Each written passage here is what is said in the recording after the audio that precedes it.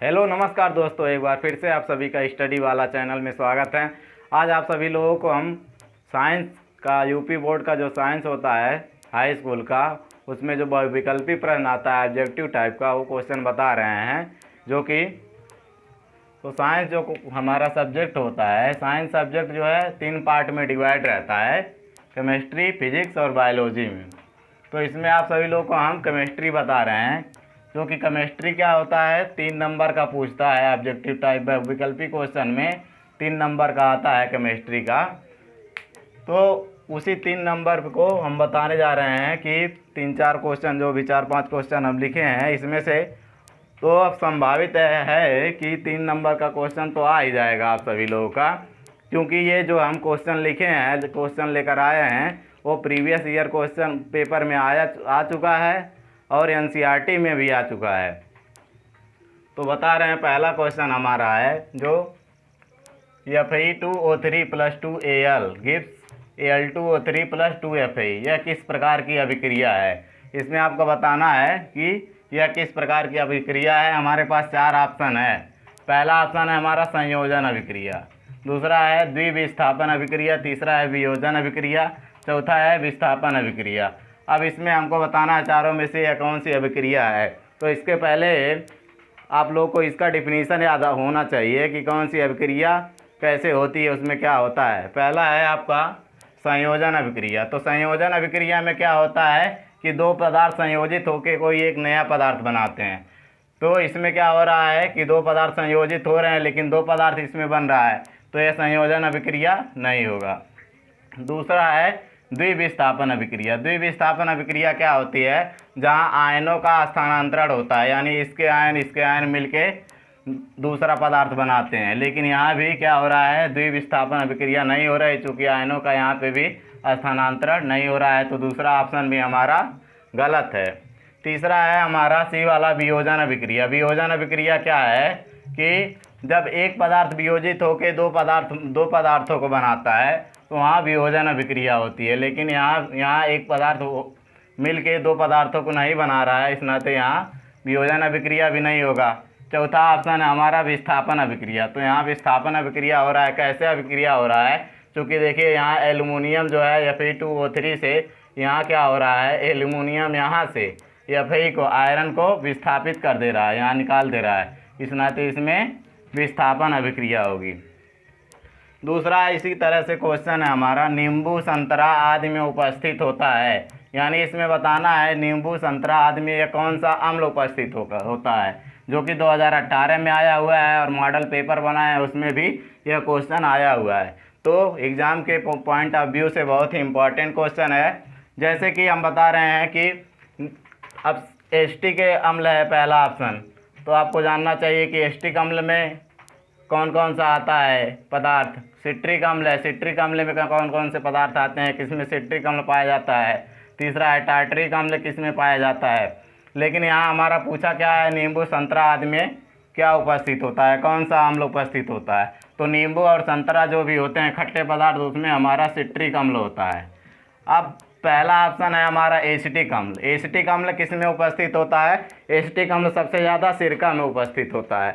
और दूसरा ऑप्शन हमारा है टार्टरिक अम्ल। टार्टरिक अम्ल किस में उपस्थित होता है, टार्टरिक अम्ल ज़्यादातर अंगूर और केला में पाया जाता है। तो इस तरीके से हमारा बी वाला ऑप्शन सही हो जाएगा, यानी नींबू संतरा आदि में सिट्रिक अम्ल उपस्थित होता है, सिट्रिक अम्ल पाया जाता है।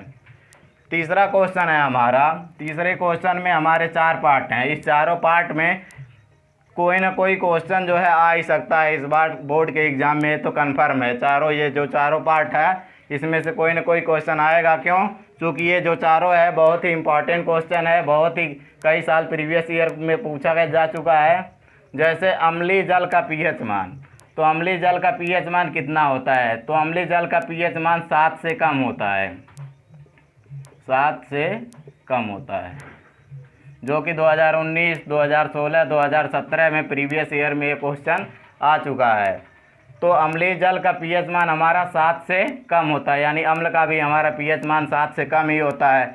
दूसरा है हमारा इसी का पार्ट, क्षारीय जल का पीएच मान कितना होता है, तो इसका सेम विपरीत होता है। क्षारीय जल का पीएच मान 7 से अधिक होता है, 7 से अधिक होता है क्षारीय जल का पीएच मान। तीसरा है शुद्ध जल का पीएच मान। शुद्ध जल का पीएच मान 7 होता है।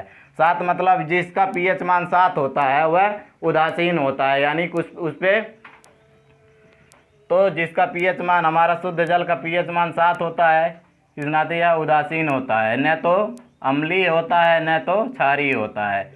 उदासीन का मतलब होता है न ही वह अम्लीय हो न ही क्षारीय हो। तो जो जल होता है हमारा न ही अम्लीय होता है न ही क्षारीय होता है, इसलिए उसका पीएच मान 7 होता है।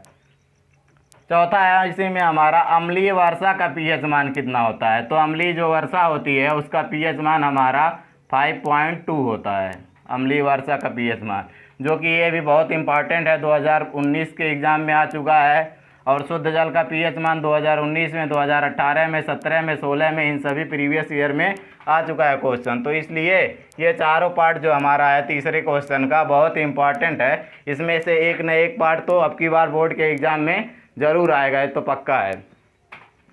अगला क्वेश्चन है हमारा, धावन सोडा का रासायनिक सूत्र क्या है। तो धावन सोडा को सोडियम कार्बोनेट कहते हैं। इसका सूत्र Na2CO3 × 10H2O होता है। कहीं कहीं क्या होता है Na2CO3 भर लिखा रहता है, तो अगर ऑप्शन में आ जाएगा Na2CO3 भर रहेगा तो उसको भी सही कर देंगे।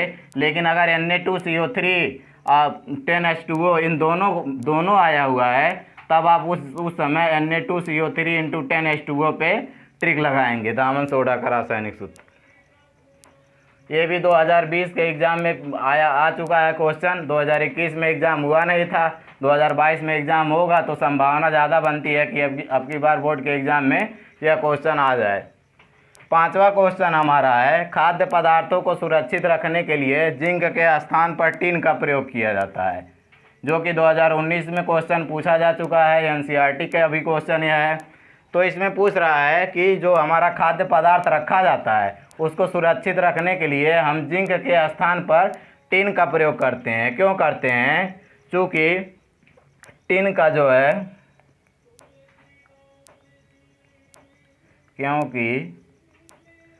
टिन जिंक की अपेक्षा कम क्रियाशील होता है, की अपेक्षा कम क्रियाशील होता है।